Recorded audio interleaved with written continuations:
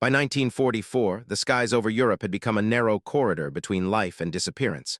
On some mornings, a German fighter pilot climbed into his cockpit knowing the odds with numerical clarity. Bomber streams thickened, escorts multiplied, fuel grew scarce, and yet one pilot had already flown more than 200 combat missions, an arithmetic of survival that defied probability. Where most airmen measured their careers in weeks, his stretched across years of fire, metal, and chance. Within the Luftwaffe, such men were not merely pilots. They were symbols. Trained in an air force that once defined modern aerial warfare, he embodied its remaining excellence, disciplined formation flying, intuitive gunnery, and a precise understanding of energy, speed, and altitude. Against overwhelming Allied production, the German fighter arm leaned heavily on experience. Skill became a substitute for numbers. And in the cockpit, experience often meant the difference between returning home and vanishing into cloud. Each mission refined him. Over the Channel, over France, over the collapsing Reich, he learned to read the sky as a shifting geometry of threat and opportunity. He mastered aircraft whose designs reflected a different philosophy of war, machines built for climb and firepower rather than endurance. He learned when to engage and, more importantly, when to break away. Survival was not cowardice, it was calculation. Yet there was an irony unfolding beyond his sightline. The tactical brilliance he represented was outliving the cause it served. While Germany's industrial base faltered, its pilots accumulated something the Allies could not mass-produce: hard-earned knowledge. Every evasive maneuver, every engagement survived, added to a mental archive far more valuable than any medal. By the final year of the war, the air battles were no longer contests of innovation. They were contests of attrition. Allied pilots rotated home. German pilots did not. The same faces kept returning to the front, carrying an ever-deepening understanding of aerial combat under impossible conditions. In defeat, they were becoming repositories of experience rather than instruments of victory. What none of them could foresee was that this experience, gathered in service of a collapsing regime, would soon be studied, translated, and repurposed. The war was not finished with them yet, and for one Luftwaffe ace, the knowledge earned in enemy skies was about to cross an invisible line into the hands of those who had once hunted him. For much of the war, the Luftwaffe's fighter arm ruled Europe's contested skies. Its pilots moved with a confidence born of early victories and rigorous training, striking Allied formations with disciplined aggression. To bomber crews flying slow, predictable routes, the sudden appearance of German fighters felt less like combat and more like judgment. Precision was their terror. Speed was their shield. And in those early years, air superiority often belonged to those who knew the sky best. By 1944, however, domination had become survival. To complete 200 combat missions in this environment was no longer a matter of talent alone. It required an accumulation of narrow escapes, near misses with flak, engines coughing over hostile territory, split-second decisions made at closing speeds beyond human instinct. Each sortie carried the statistical weight of attrition. Each return was a quiet defiance of the numbers. The irony was subtle, and it unfolded slowly. The very expertise that made such pilots lethal, an intuitive grasp of aerial geometry, an understanding of human limits under stress, was not inherently ideological. Skill itself was neutral. Tactics refined to destroy bombers could, under different circumstances, be used to protect them. In the sky, morality was dictated by orders. On the ground, knowledge would prove more flexible. The struggle intensified with every month. Allied fighters now filled the air in overwhelming numbers, their long-range escorts stripping away the Luftwaffe's last safe corridors. Anti-aircraft fire thickened near every target, turning approaches into corridors of black smoke and steel fragments, whether closed in as often as the enemy did. Fatigue became cumulative, invisible, and deadly. The body learned routines, but the mind carried the weight of every previous fight. Among his peers, such experience was rare. Many were skilled. Few endured long enough to see the patterns behind the chaos. He did, and in doing so he became something increasingly uncommon by the war's final phase, not a weapon but a witness. His understanding of aerial combat was no longer theoretical. It was lived, measured in distance, timing, and loss. As the skies grew more hostile and the war edged toward its conclusion, that knowledge began to outlast its original purpose. What had been forged in combat was about to find a second life, far from the cockpit, and in service of an unexpected future. By the final months of the war, the outcome was no longer in doubt. German airfields emptied as fuel vanished and aircraft sat grounded for lack of parts. For pilots who had survived years of constant combat, the sudden quiet carried its own shock. The enemy was no longer only across the sky. It was time itself. Survival now meant something different, not how to fight, but how to endure what followed defeat. With the fighting drawing to a close, the meaning of experience began to change. The knowledge accumulated in the cockpit, how engines failed under stress, how airframes behaved at the edge of control, how pilots reacted when fear overtook training, could no longer be expended in battle. It remained, unresolved, a dangerous legacy. War was ending, but the consequences of what had been learned were only beginning to take shape. Here the irony sharpened. A man trained to intercept and destroy Allied aircraft now possessed an intimate understanding of how they were built and how they broke. The lines that had once divided friend from enemy were becoming less rigid, replaced by questions of utility and necessity. In the aftermath of total war, expertise mattered more than allegiance. Victory demanded knowledge wherever it could be found. The transition was not seamless. Moving from enemy combatant to collaborator required more than a change of uniform. It demanded a reckoning with purpose. Skills honed to kill now served maintenance manuals and hangar floors. The psychological weight was heavy. Each repaired aircraft carried the memory of past engagements, echoes of battles fought from the opposite side of the gun sight. Yet it was precisely this lived understanding that made him valuable.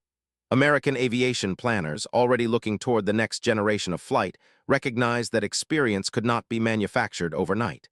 Data mattered, but intuition mattered more. The men who had flown until exhaustion, who had adapted under fire, possessed insights no blueprint could provide. As surrender approached, the ace's future quietly detached from the ruins behind him. His war was ending, but his usefulness was not. And in the controlled light of Allied hangars, the knowledge forged in enemy skies was about to be put to work, reshaping the very air forces he once fought against. The Luftwaffe's pre-war training system was built on a simple belief: mastery of the machine would decide the fight. Pilots were expected to understand their aircraft not as tools, but as extensions of the body, every vibration a message, every hesitation a warning. In its early years, this philosophy produced airmen capable of dominating the sky through discipline and calculation rather than brute force. Technique, not spectacle, was the measure of excellence. Within this framework, the ace distinguished himself quickly. His flying showed an economy of motion that separated survival from display. He did not chase victories, he managed risk. In combat, his aircraft seemed to move with intention, conserving energy, choosing angles that favored escape as often as attack. Others fell victim to aggression or fatigue. He endured by precision. That endurance was, in itself, a shock. By the later stages of the war, the lifespan of a German fighter pilot was measured in weeks.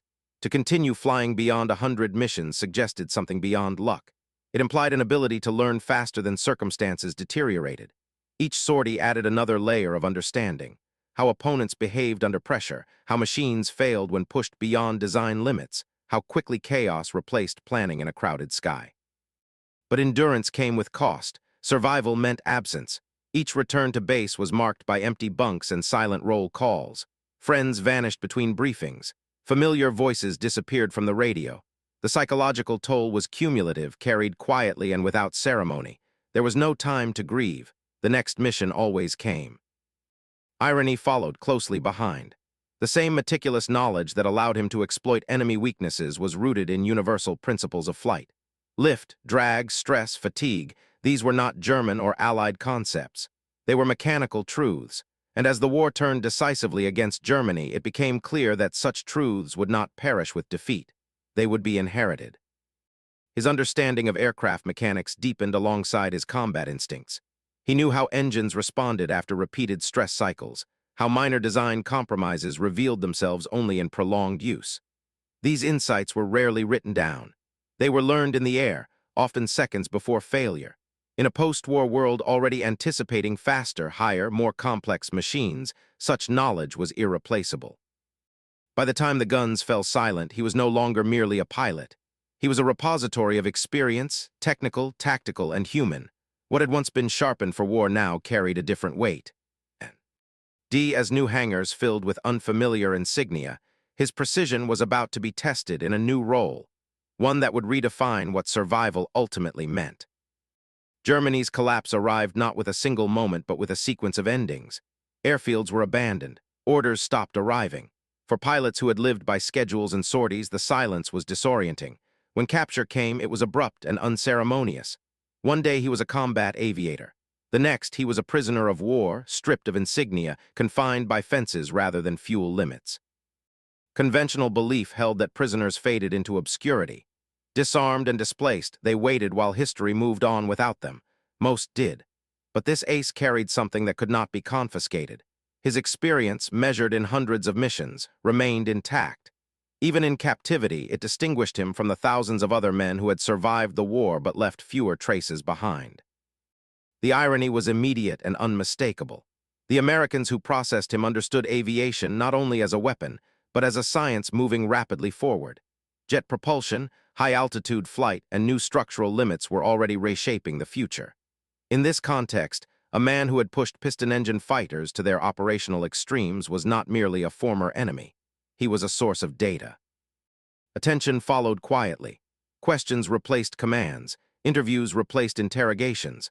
They asked about failure rates, maintenance shortcuts, pilot fatigue, and the small improvisations that kept aircraft airborne under stress. His answers were practical, unembellished, and precise. He spoke not of ideology, but of engineering realities learned at altitude. The struggle was internal. Cooperation carried weight. He had fought, lost comrades, and survived for a nation now in ruins. To assist the victors meant confronting the meaning of loyalty after defeat. Yet refusal offered no restoration of the past. The war had already stripped that away. What remained was the choice of how his knowledge would be used, or whether it would be lost entirely. Gradually, a different understanding emerged. His expertise did not belong solely to one side. It belonged to the history of flight itself. The lessons written into bent airframes and forced landings had relevance beyond uniforms and borders. By sharing them, he was not extending the war. He was closing it. In this role, he became something unexpected, a bridge between combat and reconstruction, between destruction and design. His captivity marked not an end, but a transition. And as American engineers began to listen more closely, it became clear that the next chapter of aviation would carry the imprint of men once considered enemies, long after the fences came down. In the immediate aftermath of victory, American aviation faced a paradox. The United States possessed unmatched industrial capacity, yet many of its most advanced aircraft were entering unfamiliar territory. Performance was increasing faster than institutional experience. Engineers had blueprints and test data. What they lacked was the accumulated knowledge of sustained combat at the limits of endurance. In that gap, former enemies found unexpected relevance. The belief guiding American planners was pragmatic.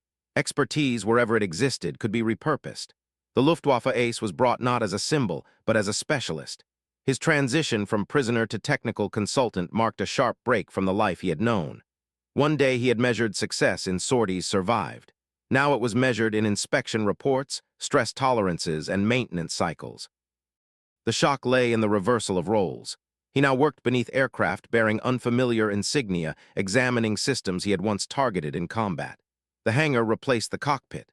Silence replaced radio chatter, yet the stakes remained high.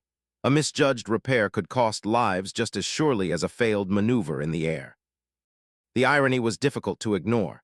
A man once trained to exploit weaknesses in Allied aircraft now strengthened them. His mechanical mastery, honed through years of pushing machines beyond intended limits, was applied to ensuring reliability and performance. He identified design vulnerabilities not from theory, but from memory.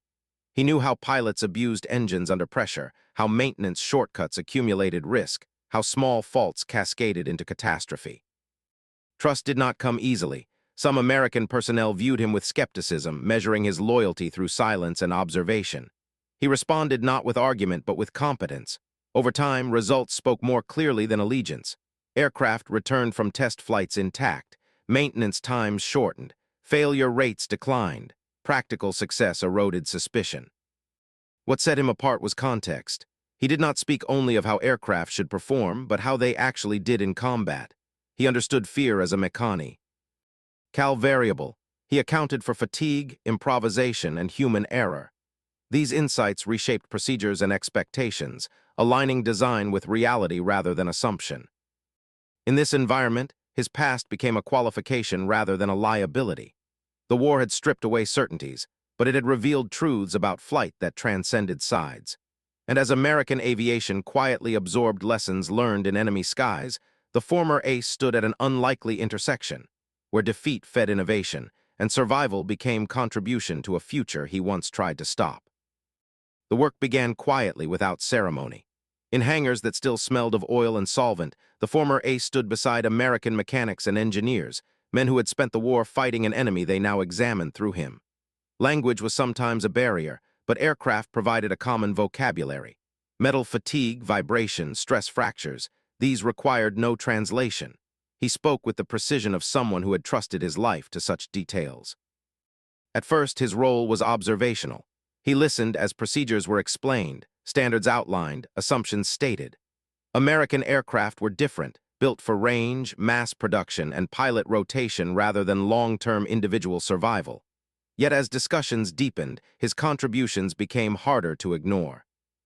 He pointed to areas where designs failed under repeated stress, where maintenance schedules underestimated cumulative wear, where combat conditions forced pilots to push systems beyond tested limits.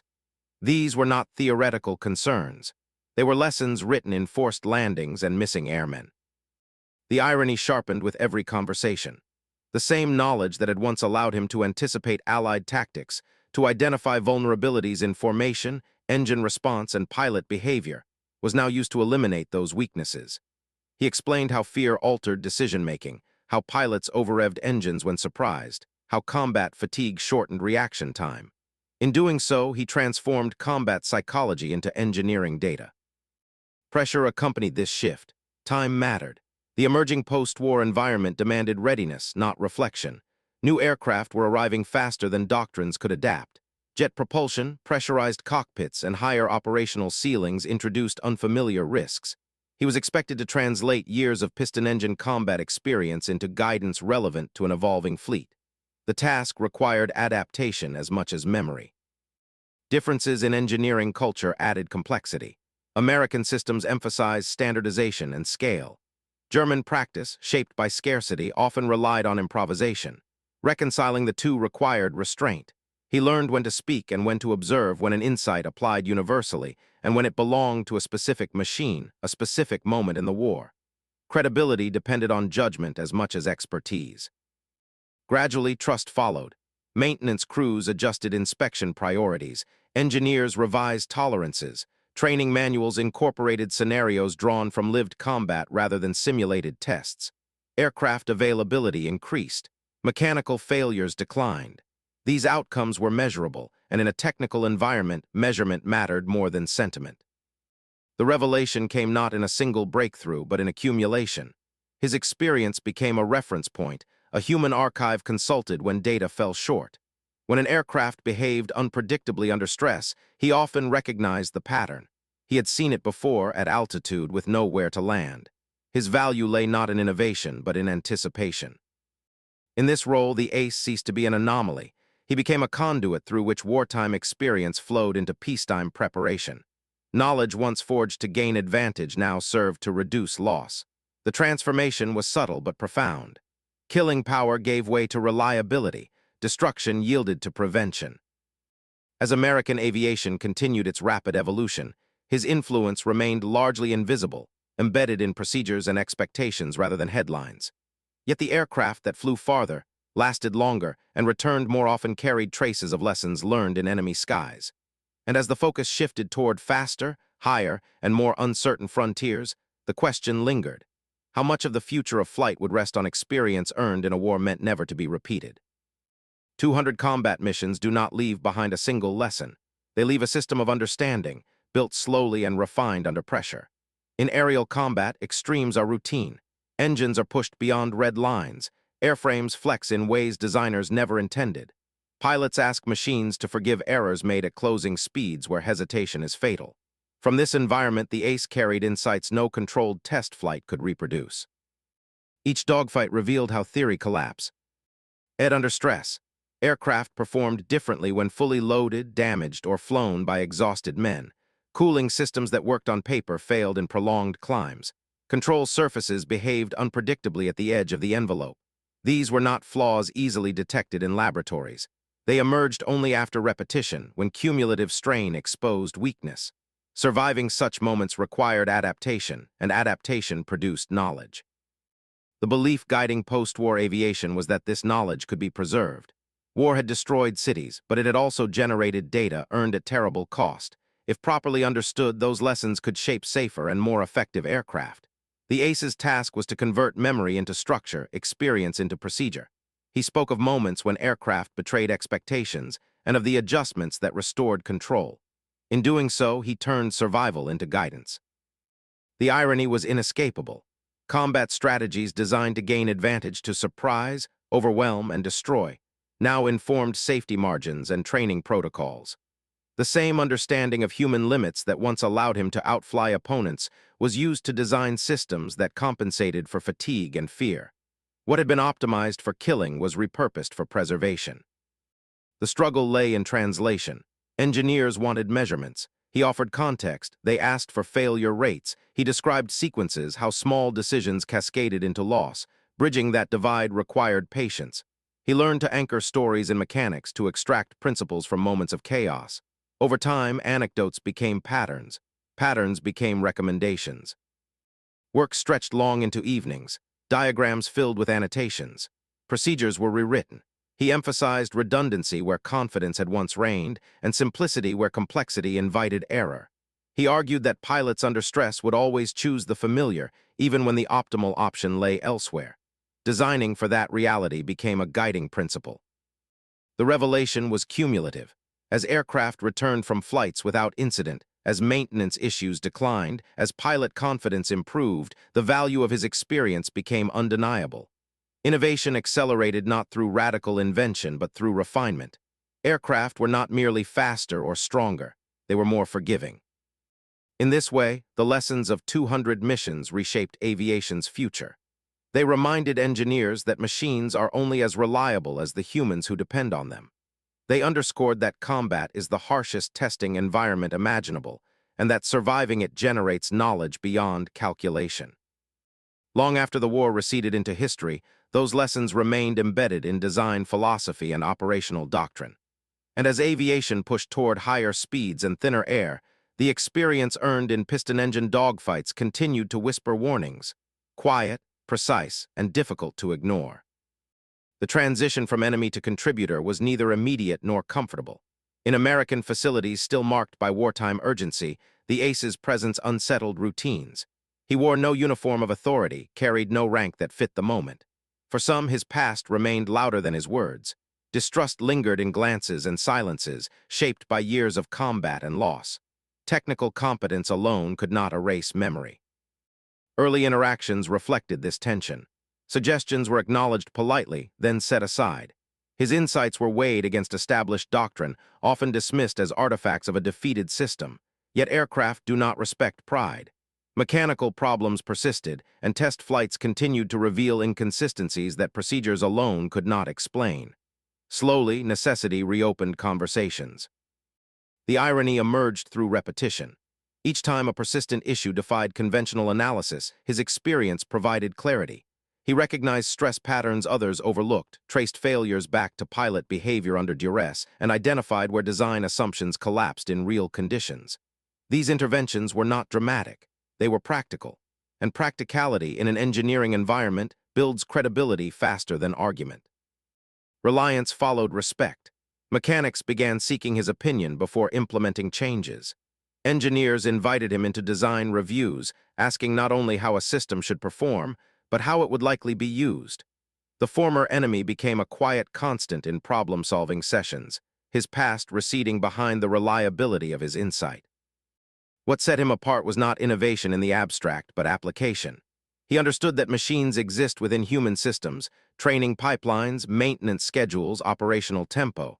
He spoke of how pilots adapted controls under pressure, how maintenance crews compensated for shortages, how procedures evolved informally in combat. These perspectives reframed technical discussions, anchoring them in lived reality. The revelation came as priorities shifted. Nationality mattered less than outcome. Aircraft availability increased. Operational reliability improved. Losses declined. In this context, allegiance was measured in contribution rather than origin. The ace's value lay not in reconciliation, but in results. This shift carried broader implications. It demonstrated that knowledge forged in conflict could transcend its origins. That expertise, stripped of ideology, could serve reconstruction as effectively as destruction. The former enemy's status became secondary, even irrelevant, when weighed against the safety and effectiveness of the machines under development. Yet this transformation was not sentimental. It was pragmatic. War had accelerated technology, but peace demanded integration. The ace embodied that transition. His experience bridged two systems once locked in opposition, translating lessons learned in combat into standards applied in preparation. As American aviation continued to evolve, his influence remained understated. He did not appear in official histories or public ceremonies. His contribution lived in checklists, tolerances, and training syllabi. In the air, where outcomes are unforgiving, these quiet changes mattered more than recognition. In the end, the former enemy became an innovator not by abandoning his past, but by distilling it. What he carried forward was not loyalty to a flag, but fidelity to truth, the mechanical, human truths revealed under pressure. And in an industry built on precision, those truths proved more durable than memory, shaping aircraft and doctrines long after the war that created them had ended. The effects of his contributions were felt almost immediately. Aircraft that had suffered from recurring mechanical issues began returning from flights without incident. Maintenance crews reported fewer unexplained failures. Performance margins stabilized. These changes did not announce themselves with ceremony, but in aviation, reliability is its own revelation. When machines stop breaking, attention follows.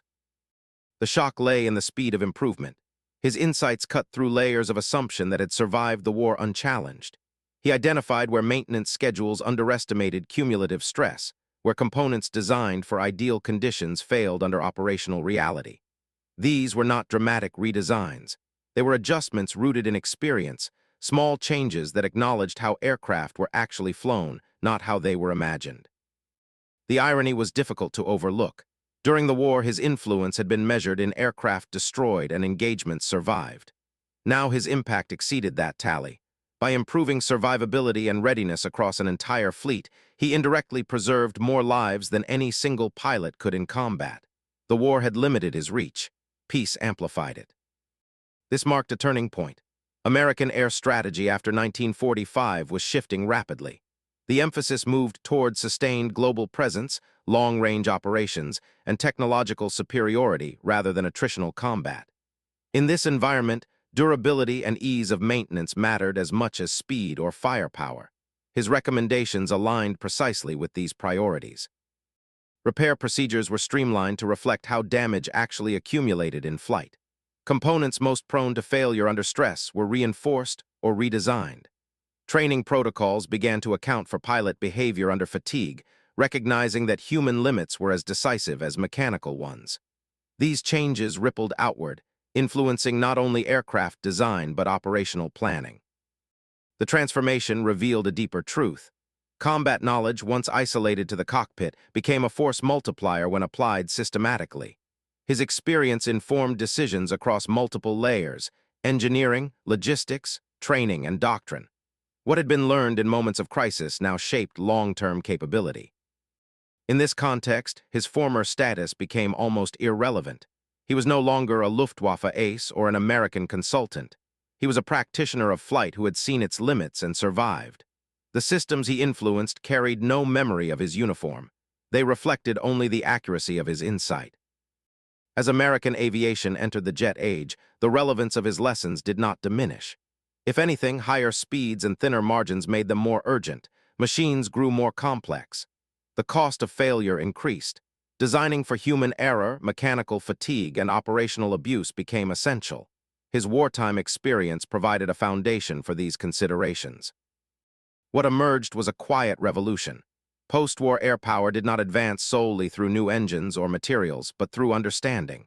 The ability to anticipate failure, to prevent it rather than respond, became a defining advantage. In that shift, the ace's influence was deeply embedded. He had once lived at the edge of survivability, making decisions measured in seconds. Now, his legacy extended across years and continents. Aircraft built and maintained under these revised principles flew farther, lasted longer, and returned more often. The outcome was not dominance through destruction, but superiority through endurance. As the world moved forward, few would know his name. Fewer still would connect post-war aviation reliability to lessons learned in enemy skies. But in every aircraft that absorbed stress without breaking, in every pilot who returned because a system forgave a mistake, his wartime knowledge lived on. And as American air power redefined itself for a new era, faster, higher, and more unforgiving, the foundations of that future rested quietly on experience earned in a war that was never meant to teach such lasting lessons. Behind the technical advances and procedural reforms lay a quieter struggle, one that unfolded away from runways and drafting tables. For years, his identity had been fixed by urgency. Every day had been defined by briefings, weather reports, and the knowledge that survival depended on speed and precision. In peace, time behaved differently. There were no sorties to prepare for, no immediate threats to outrun. The transition demanded more than new work. It demanded a redefinition of self. The shift from wartime pilot to post-war engineer was not seamless. In the cockpit, decisions were instinctive and final. On the ground, progress was incremental, shaped by consensus and review. He had once trusted his senses at altitude. Now he was expected to trust processes and projections. The discipline required was different, and the absence of danger felt, at times, disorienting. Irony followed closely. A man trained to destroy aircraft now found purpose in preserving them. Where success had once been measured in confirmed victories, it was now measured in aircraft that never failed, in pilots who returned without incident. The satisfaction was quieter but deeper. It replaced adrenaline with continuity. This change reached a turning point through mentorship. Younger engineers and pilots, many too young to have seen sustained combat, sought his perspective. He spoke not as an authority but as a witness. He explained how fear narrowed attention, how fatigue reshaped judgment, how machines behaved differently when pilots asked too much of them. These lessons carried weight precisely because they were unembellished. In training rooms and hangars, he emphasized humility before complexity. He cautioned against assuming ideal conditions, reminding them that real flight was rarely ideal. He encouraged designs that anticipated misuse and systems that forgave error. In doing so, he passed on not just information, but a philosophy shaped by survival. The revelation lay in the personal transformation. Skills forged for destruction proved adaptable to creation. The same analytical instincts that once identified enemy weakness now identified systemic risk. The same discipline that enabled survival under fire now supported patience and precision. War had shaped his abilities, but peace determined their meaning. This redirection was not inevitable. Many veterans struggled to translate wartime experience into civilian life. He succeeded by remaining grounded in purpose rather than nostalgia. He did not romanticize the past. He distilled it. In doing so, he demonstrated that experience, when stripped of ideology, retains value. His story highlighted a broader truth about innovation. Progress is not driven solely by new ideas, but by the reinterpretation of old ones. Knowledge does not expire when its original context disappears. It waits for new application. In this sense, his journey mirrored the evolution of aviation itself, repurposing lessons learned in conflict to serve stability. As years passed, his influence extended beyond technical manuals. It lived in the habits of those he taught, in the questions they learned to ask before accepting assumptions. These intangible legacies proved as important as any formal contribution. In the end, the human story behind innovation was not one of redemption, but of redirection. The war had taught him how fragile machines and lives could be. Peace taught him how to protect them. And in that shift, his life became evidence that the most enduring advancements often emerge not from victory, but from reflection, quietly reshaping the future long after the guns fall silent. The full weight of his contribution was never felt all at once. It emerged gradually in the quiet persistence of systems that worked. Aircraft built and maintained under revised protocols endured stress that once would have grounded them. Repair procedures became faster, more accurate, and more forgiving of human limitation. Pilot safety improved not through spectacle, but through absence. Fewer incidents, fewer losses, fewer names added to lists that once grew wit. How'd pause. The shock lay in how deeply these changes reached. They extended beyond individual aircraft to the philosophy of aviation itself. Design increasingly accounted for fatigue, maintenance realities, and the unpredictability of combat and training environments. What he had learned in moments of crisis was embedded into structures meant to prevent them. The irony was undeniable. A man who had once fought against the United States became, in effect, one of its quiet protectors. He did not wear a uniform that signaled heroism, nor did he stand before cameras. His influence traveled through torque values, inspection intervals, and training assumptions. It lived where attention was least likely to fall. This influence marked a turning point not only in his life, but in aviation culture. Decades after his final combat mission, the principles he advocated remained in force. Engineers still designed with operational abuse in mind. Maintenance crews prioritized the components he had identified as vulnerable. Pilots trained with an understanding that machines would not always behave as expected, and that survival often depended on preparation rather than reaction. Over time, his past receded into abstraction. New generations knew him not as a Luftwaffe ace, but as a source of insight passed down through institutional memory. His name faded, but his ideas endured. They became part of a larger body of knowledge that defined modern air safety and reliability. The revelation was in this endurance. History often measures impact in victories and defeats in territory gained or lost. His story resisted such accounting. The battlefield shaped him, but it did not contain him. The most consequential chapter of his life unfolded after the war in the slow reconstruction of systems meant to outlast conflict. His journey illustrated a broader truth about history's movement. Individuals do not always influence events through intent alone. Sometimes influence emerges through adaptation, through the willingness to repurpose experience rather than discard it. Skills forged under one set of imperatives can, under different circumstances, serve entirely different ends. In this sense, his legacy was not one of redemption, but of continuity. The war gave him knowledge. Peace gave that knowledge meaning. The transformation was not dramatic. It was cumulative, expressed in decades of safer flight. As aviation advanced into new eras, jet propulsion, supersonic speeds, digital systems, the core principles he championed remained relevant. Machines would always be limited. Humans would always err. Designing for those truths became a quiet standard. By the time his life drew to a close, the skies he once fought in had changed beyond recognition. Yet every aircraft that returned because a system absorbed stress, every pilot saved because a design anticipated mistake, carried forward a fragment of his experience. The legacy of a Luftwaffe ace was not written in victories, but in survivals, not in destruction, but in durability. And in that enduring contradiction lay the final lesson of his life, that history's most lasting influences are often forged in places we least expect and revealed only when we look beyond the battlefield. Knowledge earned in war is never free. It is paid for in risk, fatigue, and lives that do not return. For those who survive long enough to accumulate it, that knowledge carries weight long after the fighting ends. In the aftermath of the conflict, the ace's skills no longer belonged to the battlefield. They were repurposed, quietly, deliberately, to serve a different objective: preservation. The consequences of that redirection unfolded over years.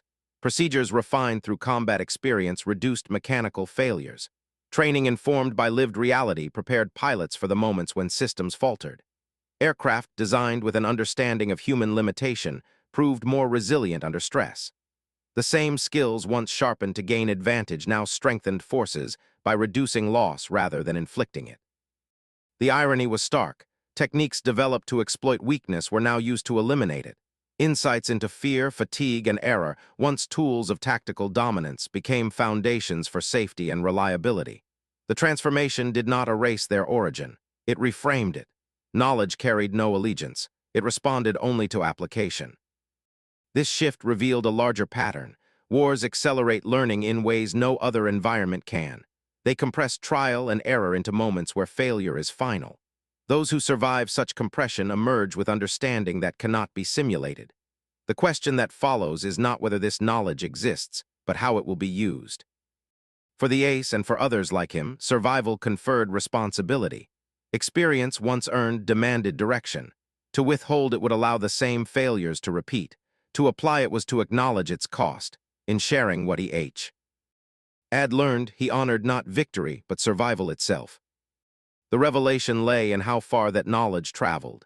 It reshaped industries rather than battles. Aviation absorbed lessons forged under fire and converted them into standards meant to prevent future catastrophe.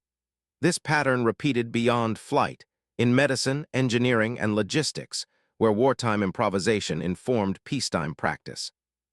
Yet the price of knowledge remained visible. Every insight carried memory. Each safety margin traced back to a moment when margins failed. Progress was built on reflection, not forgetting. The past was not erased, it was integrated. In this sense, the ace's journey was emblematic. He did not escape the war unchanged. No one does. But he demonstrated that experience, however dark its origin, can be redirected toward constructive ends. The skills that once sustained him in combat became instruments of stability. As decades passed, the distinction between enemy and ally faded. What remained were systems that worked, and lives preserved by decisions made long ago. Knowledge outlived conflict. It persisted because it addressed enduring truths about machines and the humans who depend on them. The price of that knowledge could not be refunded. It had already been paid, but its value multiplied when applied beyond its original purpose. In that multiplication lay meaning. History often remembers wars through battles and leaders. It less often accounts for the quiet transfer of understanding that follows. Yet it is in that transfer that lasting change occurs. The legacy of those who survived is not confined to what they destroyed, but defined by what they chose to build afterward. And in that choice, between repetition and transformation, the true cost of knowledge is revealed not in loss alone, but in responsibility. The war had drawn its lines with brutal clarity. Friend and enemy were once separated by uniforms, language, and orders that allowed little room for ambiguity. Yet in the years that followed, those lines began to soften, not through treaties alone, but through people. In workshops and briefing rooms, former adversaries stood side by side, bound by shared tasks rather than opposing flags. Within this quiet transformation, the Luftwaffe ace became an unexpected human link. He did not arrive as a symbol of reconciliation. He arrived as a technician, an instructor, a source of practical insight. But over time, his presence carried meaning beyond his role. Collaboration replaced suspicion, not through rhetoric, but through results. The irony was evident to all who noticed it. A man once trained to identify and destroy Allied aircraft now helped ensure their reliability and safety. Conversations that might once have ended in combat now revolved around tolerances, maintenance schedules, and pilot training. The enemy became a colleague. The past did not disappear, but it loosened its hold. Trust grew incrementally. It was built in small exchanges, questions answered honestly, problems solved efficiently, credit shared rather than claimed. In technical environments, cooperation is tested daily. When aircraft performed as expected, when maintenance crews avoided failure, confidence followed. Over time, shared competence replaced inherited resentment. This process revealed something essential about reconciliation. It is not achieved by forgetting, but by working together despite memory. The ace did not deny his history, nor was it erased. Instead, it was acknowledged and set alongside the present. His skills spoke where words might have failed. The revelation extended beyond individuals. It suggested that war's divisions, however absolute they appear in the moment, are not permanent. Skills, intelligence, and human curiosity operate independently of ideology. When allowed to intersect, they reshape relationships once defined by opposition. In this context, the ace became a bridge, not because he sought to represent unity, but because he embodied possibility. His journey demonstrated that the qualities cultivated for survival in war, discipline, observation, adaptability, could be redirected toward cooperation. The same focus that once sustained him in combat now sustained dialogue. The broader impact was subtle but enduring. Younger engineers and pilots observed this collaboration and absorbed its implications. They learned that expertise carries responsibility, and that progress often depends on listening beyond inherited boundaries. The ace's presence normalized cooperation where hostility had once been assumed. As years passed, his story blended into institutional memory. He was no longer introduced as a former enemy, but as a mentor or specialist.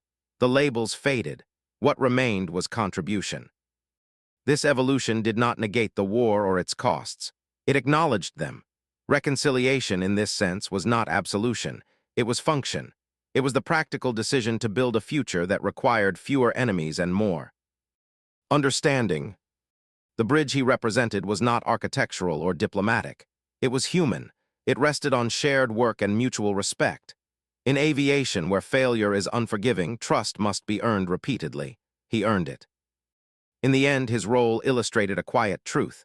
Wars end when shooting stops, but peace emerges only when people begin working together. And sometimes, the most effective bridges are built not by diplomats or generals, but by individuals whose skills remind former foes of their shared humanity, long after the noise of conflict has faded. War had once given his life a ruthless clarity. In the cockpit, purpose was immediate and absolute. There was an enemy to find, a machine to manage, a narrow margin between survival and disappearance. 200 missions had taught him how thin that margin could be. Each flight compressed time into decisions measured in seconds, each landing a temporary reprieve rather than an ending. Peace dissolved that clarity. The enemy vanished, replaced by possibility. What remained was skill, disciplined, exacting, and shaped by experience no classroom could provide. The question that followed was not whether those skills still mattered, but what they would become when stripped of combat. The answer unfolded slowly. In hangars and offices, through revisions and conversations, his past was translated into something constructive. Knowledge once used to anticipate destruction was redirected toward prevention. Instincts sharpened by danger were applied to design and procedure. The work lacked drama, but it carried consequence. Here, the moral arc of his story became visible. He had flown to kill because that was the role history assigned him. But he stayed to build because choice returned when the war ended. That decision, quiet, practical, and sustained over decades, changed the meaning of his experience. It turned survival into contribution. The reflection is uncomfortable and necessary. War does not only destroy, it teaches brutally, efficiently, and without mercy. Those lessons do not disappear when the guns fall silent. They persist in the minds of those who lived long enough to learn them. What defines the future is how those lessons are used. In his case, they were used to make flight safer. Aircraft became more resilient. Procedures grew more honest about human limits. Training acknowledged fear and fatigue rather than denying them. These were not victories celebrated in headlines. They were victories measured in absence, in accidents that did not occur, in pilots who returned because a system forgave a mistake. His story reminds us that history is shaped not only by battles, but by what follows them. Reconstruction is not merely physical. It is intellectual and moral. It requires individuals willing to reinterpret their past rather than be trapped by it. There is no erasing what he did in the war, nor should there be. The past cannot be undone, but it can be redirected. The same hands that once armed aircraft later helped ensure they returned intact. The same mind that once calculated attack angles later calculated safety margins. This transformation does not absolve. It contextualizes. It shows that human skill is morally incomplete until it is applied. Neutral in isolation, it acquires meaning through use. In choosing creation over destruction, he gave his experience a second life. As aviation continued to evolve, faster, higher, and less forgiving, the quiet influence of his work endured.